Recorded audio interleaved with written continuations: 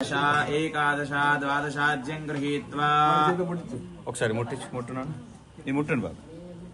ఓం యజ్ఞోపవీతం పరమం పవిత్రం ప్రజాపతేర్యస్సాదం పురస్తాః ఆయుష్మద్రియం పదనం శుద్ధం యజ్ఞోపవీతం పరమస్తేజః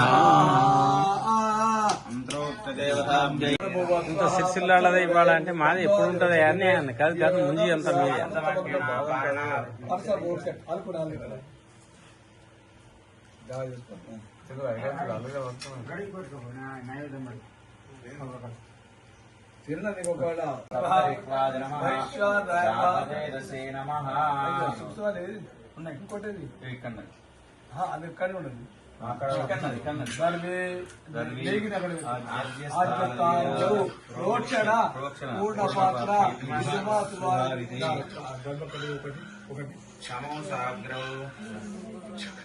चिरपाणिपाद पार्श पुष्टो रुद्र जंगो शिष्णोपस्तापायवो में शुद्धंतांजोत्रंद्रजावि पापापो या सद्गुस्वाहा मलि उत्तिष्ठ पुरुषार्थ पिंगल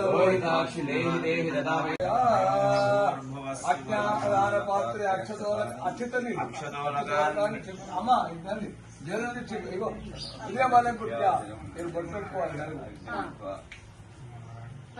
శేషముత్రేణ వాన్యేన ధౌతద్ధాత్యేన విద్యతే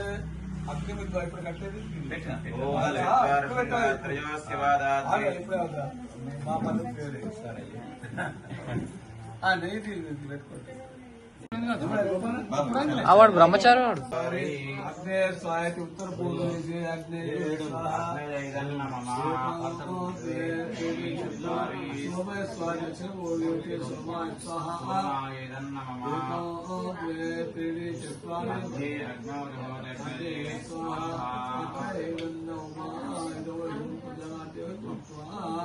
సర్వే ఉపవీతి భూత్వా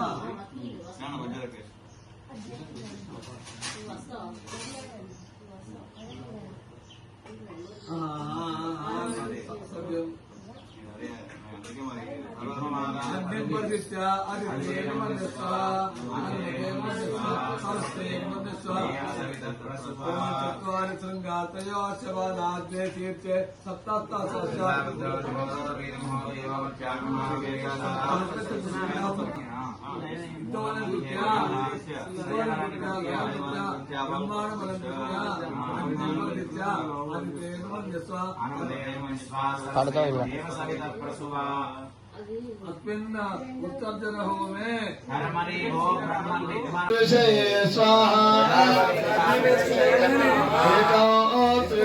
त्रीणि चत्वारि सोमाय कांड विषये स्वाहा त्रीणि चत्वारि अग्ने कांड विषये स्वाहा त्रीणि चत्वारि विश्वान् देवान् कांड विषये स्वाहा त्रीणि चत्वारि साधमिकेभ्यो देवताभ्य उपनिषद्भ्यः स्वाहा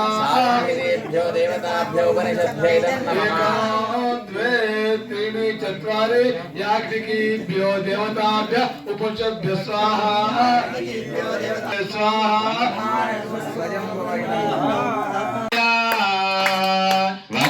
वक्रशुण्डाते पूज्या शक्रादैर्भक्त्या विक्रोशत्ममसुररिपुनाशक विक्रोशत्ममसुररिपुनाशक तेषां शमया गणपतत्पादौ शरणौ तेषां शमया गणपतत्पादौ शरणं जय जय गणनाथ भगवन् गिरिजातनुजाता जय जय गणनाथ भगवन् गिरिजातनुजाता गजवरमुखयुत शिवसुतनत जन गजवरमुखयुत शिवसुतनत जन हरिपालक देवा स्वामी जय जय गणनाथ हरिपालक देवा स्वामी जय जय गणनाथ गणनाथाय मंगलम हरसूरवे विघ्नराजाय शास्त्रे सुमङ्गलमागवतये नमः नीराजनं दर्शयामि नीराजनमुखे शुद्धागमन्यं समर्पयामि रक्षान् धारयामि सुशीलगणपते धने भवाम शरदशतं प्रभाम शरदशं प्रभाम अधिकास्याम शरदशतं जोकशोक्यते మన కాళ్ళకు పెట్టుకోండి ఆయుష్యం అగ్రియం ప్రతిమంచ శుభ్రం యజ్ఞోపవీతం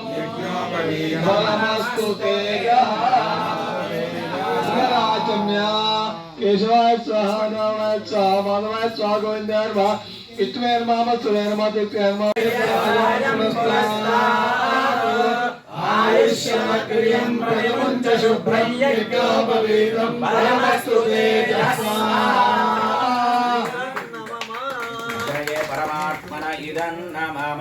समिधमग्रसन्नहनं चाग्नौ प्रहृत्या रूपेण संस्थिता नमस्तस्यै नमस्तस्यै नमस्तस्यै नमो नमः मुक्ता विद्रुम हेमनील धवलच्छादै मुखैः स्त्रीक्षणैः युक्तामिन्नु निबद्धरत्नमकुटां तत्त्वार्थवर्णात्मिकां